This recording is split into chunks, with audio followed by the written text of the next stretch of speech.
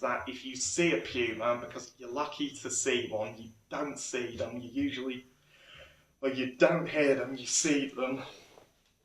It's always important to just stay calm and don't run and don't panic, because if you make any sudden moves or act like a prey animal, they will attack you. So just stay calm and don't panic.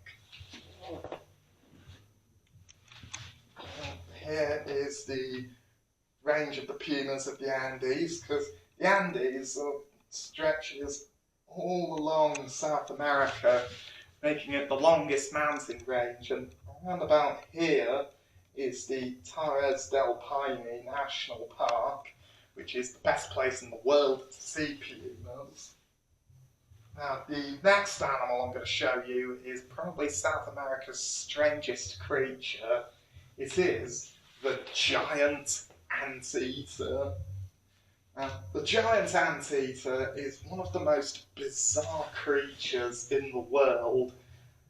I mean, the first thing that always gets my attention about it is the length of the snout. I mean, it's almost like it got its nose trapped in a door and just kept on pulling and pulling until it just stretched. But another thing about the anteater is that while they don't eat meat, like tapir or anything like that, they are insectivores, which means they're insect eaters, and they're specialists at eating ants and termites. And of course, one of the ways they do that is their sense of smell, because anteaters don't have a very good vision, but they do have a very keen sense of hearing and sense of smell. And so quite often what they do is they can sniff out an ant or termite mound from miles away, and then once they've found a termite mound, how they do it is they use those ridiculously long claws to just break a small hole into an anthill or a termite mound. And termite mounds can be as hard as concrete and like breaking into a bank.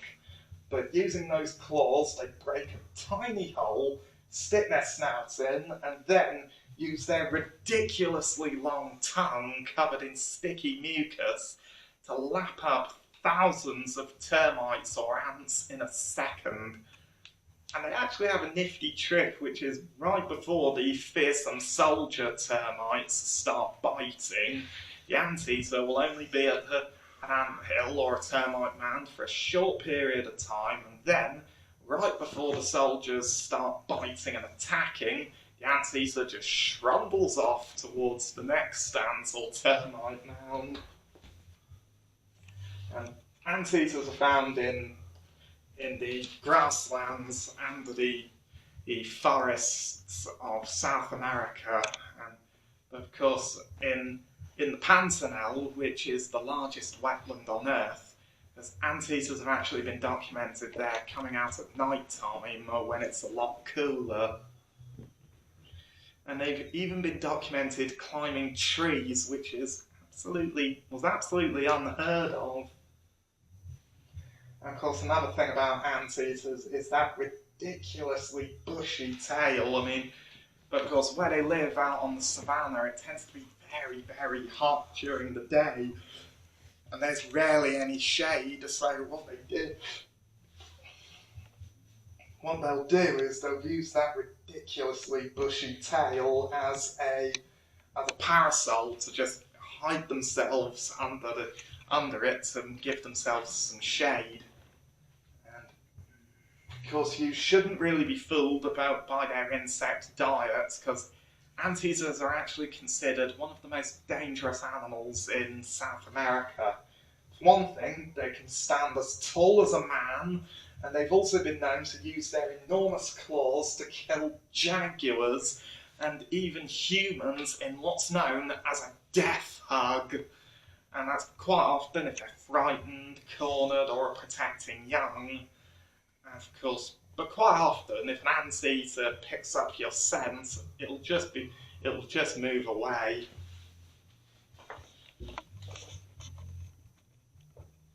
And there is their range.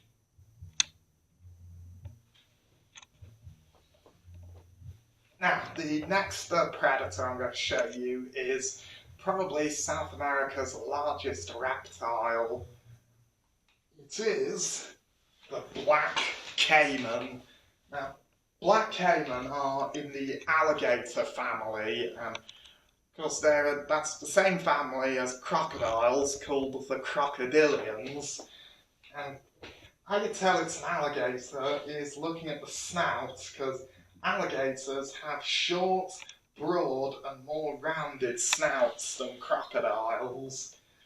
And when I said that this is South America's largest reptile, I mean a fully grown Black Caiman can grow to be just over 4 meters in length, can weigh as much as a small car, and it has 60 to 68 cone-curved shaped teeth, with one of the most powerful bites of any animal.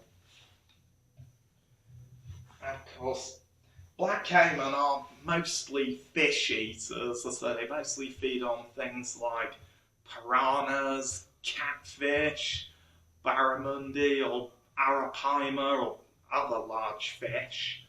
But also they will take water birds, lizards, frogs, crustaceans, and even large mammals like capybara and deer. And of course, every once in a while, they have been known to become man-eaters, because quite often they've been known to hang around in the local villages to pick up scraps off people, all like fishermen bringing in their catch, and quite often they will turn to being man-eaters. Historically, Black Caiman were hunted almost to extinction in Latin America, mainly for their skin to be sold as crocodile leather, but they have been making a huge recovery, and they've been making a comeback in Latin America over the last few decades, and that's all down to the efforts of people who have learnt to live alongside them and have also found ways to protect them.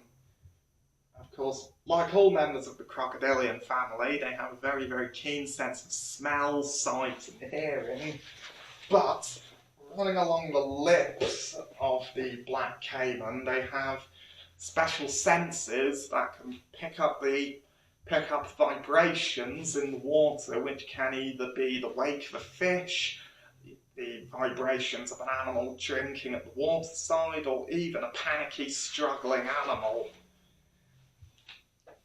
But also, they can stay underwater for as much as 3 hours, and crocodilians will manage that by lowering their heartbeat to just 3 beats a minute and rationing the oxygen in their blood. And believe it or not, a fully grown Black Caiman that could probably weigh a 1/4 of a ton can just easily disappear in about 30 milliliters or centimeters of water, which is absolutely mind-blowing.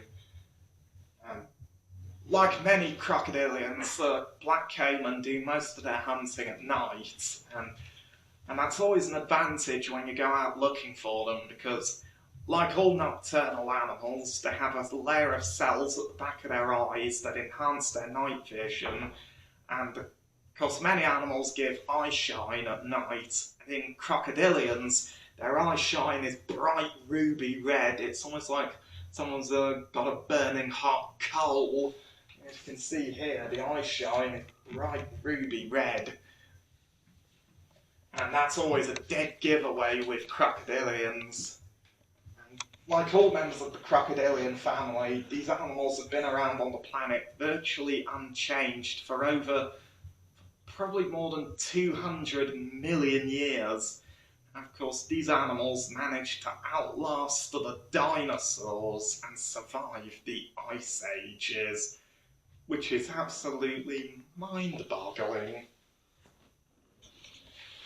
Of course, this is their range. Now, The next animal I'm going to show you all is one of the most famous and notorious fish in the world. It is the Black Piranha. Now, Black Piranha are the largest of the piranha species. And of course, as you can see, they can grow to well over 1 metre in length, could weigh as much as a can of biscuits, and they have an incredible burning red eye, and they can actually also take off a human finger with one single bite. And of course, Black Piranha are, when I said they are the largest of the piranhas, of course, a lot of what they feed on, I mean, as youngsters, they'll quite often get by with taking big chunks out of the fins of other fish, including other piranhas. But as adults, they will feed on other fish, as well as large mammals or even birds that are struggling in the water. They will even scavenge on carrion, dead meat, and quite often they will be cannibalistic and eat their own kind. And piranhas have not just a very keen sense of sight and hearing, they also have an organ that runs down the length of their body called the lateral line that is laden with hair cells that can pick up the vibrations of struggling prey in the water. That added with a keen sense of smell, so they can smell a single drop of blood, acts like a dinner bell to all the piranhas in the area. And of course, looking at how undercut the jaw is, because their teeth are like a surgical scalpel, and of course they interlock with the teeth on the upper jaw. So what they do is they swim in, take a bite out of their food, and then wrench it out, swimming away at great pace. And that's mainly down to the fact that many piranhas are cannibalistic, so they will eat each other. And in fact, whenever people go fishing for piranhas, quite often you'll see fishermen doing this on the surface of the water to agitate the water to make splashing vibrations, which could be like another struggling fish or even a struggling bird, because that excites the piranhas and will get their attention. And here is their range. And now, I'm going to show you all a creature that put the creep in creepy crawly. It is the Giant Centipede, or Giant Scolopendra. Now, this is the largest species of centipede found on the planet. When I say the largest, I mean fully grown. They can grow to be over 30 centimetres long, which is as long as my forearm. And they have 2 long antennae here that are used to tap around or to feel their way. But right here at the base of the head are a pair of legs that have evolved into modified claws, and they are attached to a venom gland inside the head. And because I've not been bitten by a Scolopendra centipede, but a friend of mine has. He said it was like having a burning hot needle stabbed into his hand. The pain went all the way up his arm, which then went completely dead, and he was laid up in hospital for well over a week with not even the maximum dose of morphine being able to stop the pain. So this creature's bite probably wouldn't kill me, only probably, but all it would do is make sure that for the next few days there would be nothing in my world apart from pain. And of course, you find these centipedes throughout the tropics of South and Central America. I mean, they mostly feed on invertebrates like crickets, cockroaches, beetles, millipedes, but they will also hunt rodents, lizards, frogs, and even venomous snakes. But in a few caves in Venezuela, they've actually been seen doing something